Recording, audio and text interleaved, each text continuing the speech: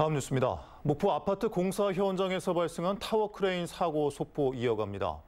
크레인이 꺾여버린 사고 당시에 현장에 불었던 바람은 작업 허용 순간 풍속 기준을 넘었던 것으로 확인됐습니다.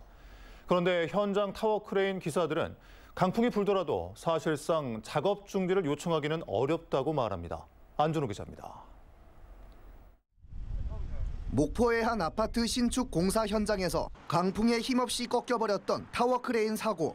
당시 목포를 포함해 전남 해안 대부분은 강풍주의보가 발효돼 있던 상황이었습니다. 산업안전보건법에 따르면 최대 풍속이 초속 10m를 초과하면 타워 크레인 설치와 수리, 해체 작업을 중지해야 하고 최대 풍속이 초속 15m를 초과하면 타워 크레인의 운전을 하면 안 됩니다. 사고가 난 시각은 정오 무렵. 목포에는 초속 17.3m의 강풍이 불었던 것으로 확인됐습니다. 12시 정도에는 17.3m/s로 불었었습니다. 하지만 타워 크레인 기사들은 강풍이 불더라도 작업 중지를 요청하기는 어렵다고 말합니다. 건설 현장의 중심인 타워 크레인이 멈추면 사실상 공사의 대부분 작업에 영향이 가기 때문입니다. 기사 입장에서 나 꽁무를 못 치고 그냥 내려가란다. 이렇게 하면은 또 이미 그 내미코는 다 떠오르는데 그러다 보니까 이제 기사가 어떻게 보면 나 한다 못 한다 이런 얘기를 못하고. 뿐만 아닙니다.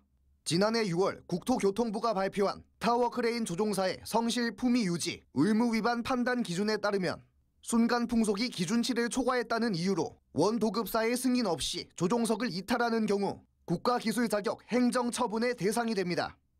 이에 대해 타워 크레인 기사들은 스스로 즉각적인 판단 하에 작업 중지권을 행사할 권리가 필요하다며 반발하고 있습니다.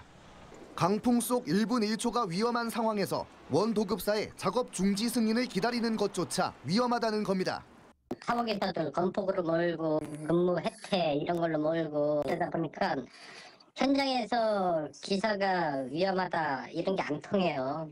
기상청에서 발표한 대로라면 그날은 타워 크레인 조종사 스스로도 작업을 작업 중지권이 부여됐다라면 중지를 해야 맞는 거고. 협곡과 빌딩 등 현장 지형에 따라 예측할 수 없이 돌변하는 건설 현장 속 강풍.